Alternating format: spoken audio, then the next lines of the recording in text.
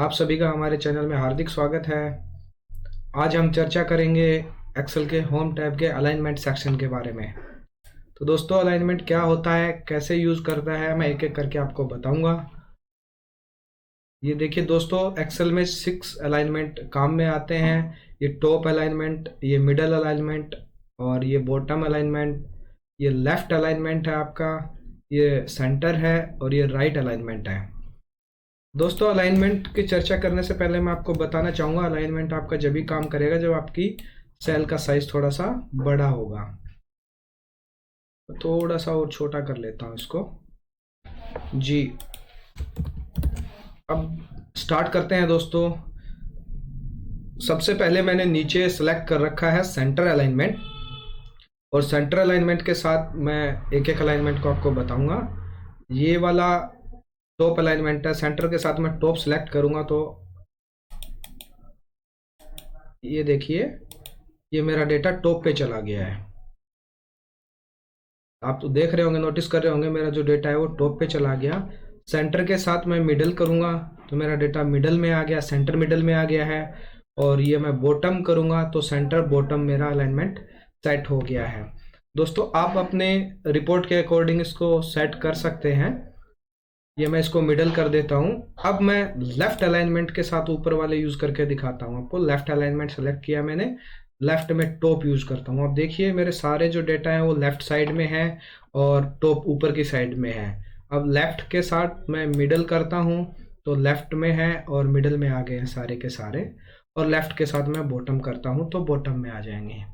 ठीक इसी प्रकार मैं राइट के साथ यूज कर लूंगा। राइट के साथ टॉप अलाइनमेंट, सारे डेटा मेरे राइट साइड में है और ऊपर की साइड में है। ये मेरा मिडल में आ गया है, सारा डेटा मेरा राइट साइड में है और मिडल में है, सेल के बीचों बीच आ गया है। और ये मेरा बॉटम में कि नीचे ही नीचे आ गया है। जैसा आपको रिपोर्ट के अकॉर्डिंग चाहिए वैसा आप कर सकते हैं। तो दोस्तों, इसमें जो अलाइनमेंट है वो हो गया आपका टॉप अलाइनमेंट, और ये मिडल अलाइनमेंट, ये मिडल अलाइनमेंट हो गया आपका, और ये बॉटम अलाइनमेंट हो गया, बॉटम अलाइनमेंट,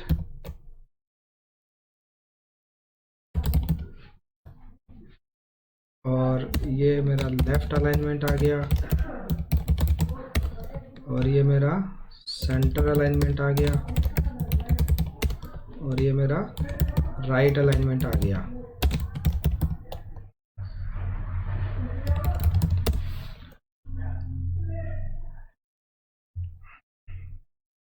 ठीक है दोस्तों, यहाँ थोड़ा सा स्पेल ठीक कर देता हूँ मैं, स्पेलिंग इसका।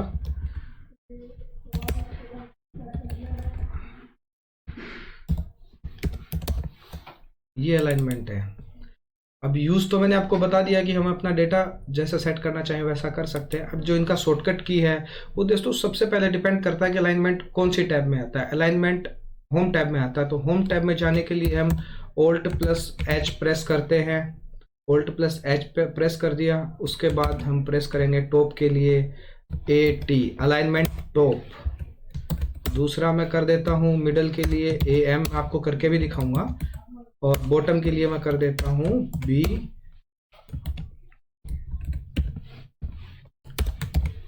ये B कर दिया मैंने। और लेफ्ट अलाइनमेंट के लिए मैं कर देता हूं यहाँ पे L, और सेंटर के लिए मैं यहाँ पे कर दूंगा C, और राइट के लिए मैं कर दूंगा यहाँ पे D। Alt+H प्रेस करूंगा तो आप देखेंगे ये मैंने सेलेक्ट किया है Alt+H। आप देख रहे होंगे AT, alignment top, alignment middle, alignment bottom. इसी प्रकार लेफ्ट के लिए alignment left, alignment centre, alignment right. मैं AT प्रेस करूंगा तो मेरा अलाइनमेंट ऊपर चला जाएगा, सेंटर के साथ टॉप अलाइनमेंट का यूज आ रहा है। अगला जो है अलाइनमेंट मिडल कर देते हैं हम। Alt+H AM प्रेस करेंगे तो मेरा मिडल में आ गया।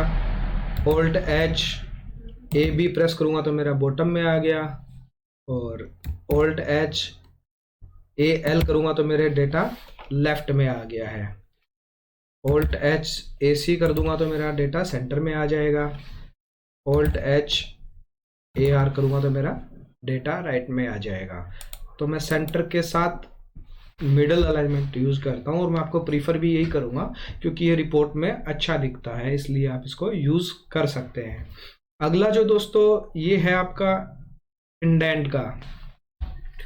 दोस्तों कई बार इंडेंट क्यों यूज आता है मैं आपको बताता हूँ। कई बार जैसे हमने कोई डेटा लिया है, ये देखिए दोस्तों, ये वाला डेटा ही हम कर लेते हैं। यहाँ पे हमारा ये वाला डेटा ये ज़्यादा साइज का है, ये छोटा इसमें साइज है, इसमें जो हमने लेटर या नंबर यूज़ किया है वो कम है। तो ये देखिए स्पेस बना हुआ है, ये बिल्कुल लेफ्ट से आपको दिख रहा होगा, इसमें थोड़ा सा स्पेस बना हुआ है। तो इनको मैं ये चाहता हूँ कि इनकी तरह एक ही लाइन से स्टार्ट करूँ, कि जब हम करते हैं तो एक ही लाइन से स्टार्ट करूँ, तो उसके लिए हम इसको यूज़ करते हैं। अब देखिए मैं इसको करता हूँ, ये हमारा इंक्रीज इंडेंट है, ये हमारा डिक्रीज इंडेंट है। ये हमें लेफ्ट साइड में लेके जाएगा, ये हमें सेल के राइट साइड की तरफ लेके जाएगा, ये देखिए। और मैं इसको थोड़ा थोड़ा कर देता हूँ, इसको भी थोड़ा कर दिया मैंने, और इसको भी आगे बढ़ा देता हूँ थोड़ा थोड़ा, और इसको भी थोड़ा आगे बढ़ा देता हूँ मैं, और इसको भी थोड़ा आगे कर देता हूँ, इसको भी थोड़ा आगे कर देता हूँ। ये देखिए मेरा जितने भी स्टार्टिंग लेटर हैं वो एक ही सीध में आ गए हैं। तो इसके लिए इंडेंटिंग का हम यूज़ कर सकते हैं। ठीक है दोस्तों, अलाइनमेंट से तो हम क्या कर सकते हैं, ये तो फिक्स है कि इसी रेंज में आएगा, बट अगर साइज हमारे डेटा की छोटी या बड़ी हो तो वो अलग अलग दिखेगा, थोड़ा सा अजीब दिखेगा। तो उसको सेट करने के लिए हम इसका यूज़ कर सकते हैं। हम सेल की साइड बढ़ा देंगे तो ये हमारी एक ही साइज में आ जाएगा। हम चाहते हैं कि पीछे का अगर ठीक दिखे तो हम इसको लेफ्ट साइड में ले आएंगे, बट अधिकतर हमने जब यूज़ करते हैं, हम अगर नोटबुक में भी यूज़ करते हैं तो हम लेफ्ट साइड का ही डेटा मेंटेन करके चलते हैं। ठीक है, आगे चलते हैं। आगे है रैप टेक्स्ट। रैप टेक्स्ट का क्यों यूज होता है मैं बताता हूं आपको। रैप टेक्स्ट का जो यूज है दोस्तों वो ये है, जैसे नीचे वाली सेल में लेता हूं मैं, छोटी सेल में लेता हूं। He is going to Mumbai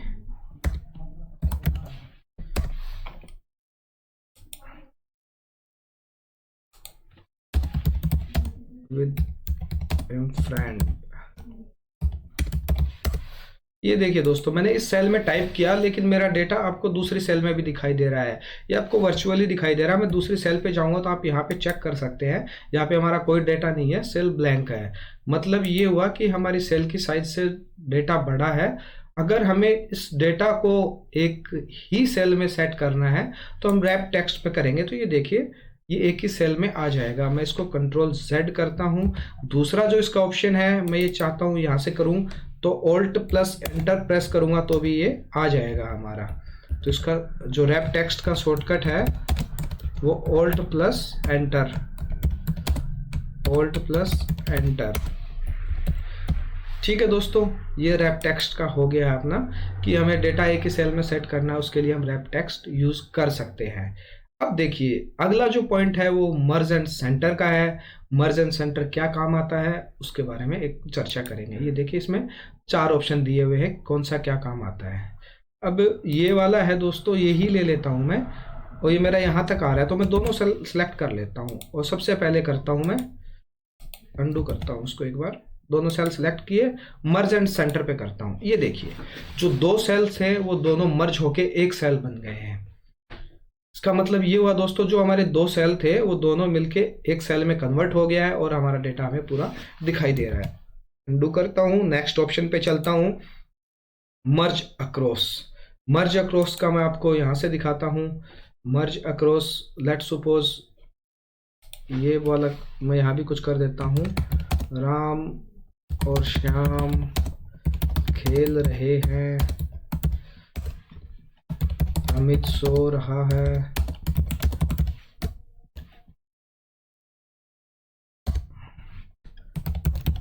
Anil खाना खा रहा है।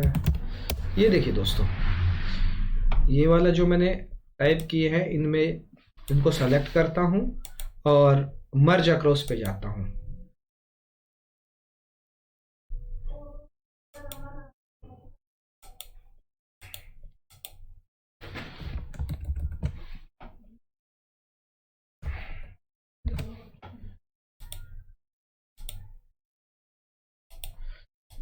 ये देखिए दोस्तों, इसमें क्या हुआ कि इसमें मर्ज एंड, जो हमारा स्टार्टिंग वाला है पॉइंट मर्ज एंड सेंटर, इसमें तो क्या है, जैसे मैं 4 अगर सेल सेलेक्ट करूंगा तो चारों सेल को ये एक सेल बना देगा। ये देखिए, ये एक सेल बना देता है। लेकिन ये वाला जो ऑप्शन है मर्ज अक्रॉस का, ये क्या करता है, जैसे हमारी एक ही रो में जितनी सेल हमने सेलेक्ट की है, सिर्फ उन्हीं को एक सेल बनाएगा। हमने अलग अलग रो में अलग अलग सेल सेलेक्ट की तो ये उनको एक एक सेल बना दिया। जैसे यहाँ पे 2 सेल में आ रहा था, दोनों को एक बना दिया। अगर मैं यहाँ पे ही मर्ज एंड सेंटर करूंगा तो ये सिर्फ एक सेल में मेरा एक डेटा आ जाएगा। यहाँ पे मैं मर्ज एंड सेंटर करता हूँ, ये देखिए, ये मेरा जितने भी सेल सेलेक्ट किए थे मैंने, सिर्फ एक सेल में मेरा कन्वर्ट हो गया है। बट हमें ऐसा करेंगे तो हमारा सिर्फ और सिर्फ एक ही डेटा आएगा, इसलिए हम मर्ज एंड अक्रॉस का इसमें ऑप्शन यूज करेंगे ताकि उसके अकॉर्डिंग हमारा डेटा बना रहे, नहीं तो ये एक सेल बन जाएगा। अब ये क्या करेगा, दोनों सेल सेलेक्ट करेगा, ये वाली और ये वाली, और दोनों को मर्ज कर देगा। यहाँ से दोनों करेगा, ये वाली और ये वाली से सेल, और इन दोनों को मर्ज कर देगा। यहाँ से इन दोनों को मर्ज कर देगा, यहाँ से इन दोनों सेलों को मर्ज कर देगा। ठीक है दोस्तों, मेरे हिसाब से आपको यहाँ तक समझ आ ही गया होगा, कोई तकलीफ नहीं है। आगे जो ऑप्शन बचता है वो ओरिएंटेशन का। ओरिएंटेशन का मतलब दोस्तों रोटेट करना होता है। जब हमें हमारा कोई भी डेटा रोटेट करना है या डिज़ाइन दिखानी है तो उसका प्रयोग हम यहाँ पे कर सकते हैं। मैं दिखाता हूँ आपको, ये वाला करूँगा तो ये देखिए मेरा इस फॉर्म में मेरा डेटा आ गया है। ठीक है दोस्तों, ये मैं थोड़ा सा इसको बड़ा कर देता हूँ तो मेरा एम्प्लॉय नाम ऐसे आ गया है। दूसरा, मैं इसको एंटी क्लॉकवाइज कर देता हूँ, और ये इसको मैं वर्टिकल कर देता हूँ तो मेरा डेटा वर्टिकली दिखाई देगा। ये देखिए, एम्प्लॉय नेम मेरा वर्टिकली आ गया है। अगला ऑप्शन इसमें दे रखा है, ये ऐसे आ जाएंगे सारे मेरे डेटा वर्टिकली। टेक्स्ट डाउन दिखा देंगे हम इसमें। अगला जो है, इस पे जाएंगे हम फॉर्मेट पे, तो ये हमारे पास एक विंडो ओपन होती है, जो इसका अलाइनमेंट है उसका आप देख रहे होंगे, दे रखा है हमें। तो ये क्या करता है कि -90 डिग्री तक हम इसका अलाइनमेंट बना सकते हैं, 90 से 90।